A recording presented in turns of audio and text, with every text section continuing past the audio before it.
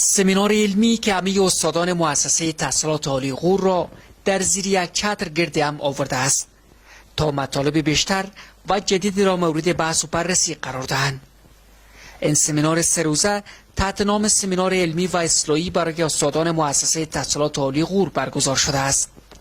همچون برنامه علمی را همیشه در مؤسسه تحصیلات عالی غور برنامه علمی و اصلاحی را برگزار میکنیم، هم در بخش کادری و علمی ما و هم در بخش‌های اداری و مسلکی،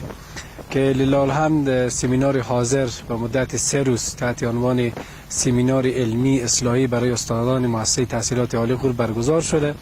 و این مدت 3 روز ادامه داره. در لابلای 3 روز انشالله العزیز اساتید ورزیده و توانمند موضوعات مختلف علمی و اصطلاحی را برای اساتید بیان میکنن و این برنامه ها بدون شک هم در بخش ارتقای معلومات علمی مفید هست، هم در بخش های تربیتی و اصلاحی خیلی مفید هست. مفتی عبدالهادی امین که یکی از سخنرانان امروز این سمینار علمی است، نقش این سمینارها را برای تشویق و انگیزه استادان پوهنتون مثبت می‌داند.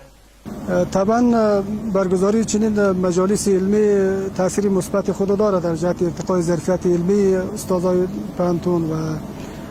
این که انگیزه مطالعه در اینها بیشتر ایجاد میکنه، انگیزه کاوش و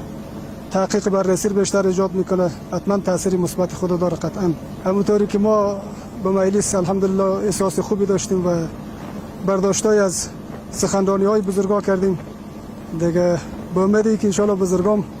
حتما انشالله در افاده و استفاده از یکدیگر استفاده کرده باشیم و انشالله که تأثیری خوب داشته باشه.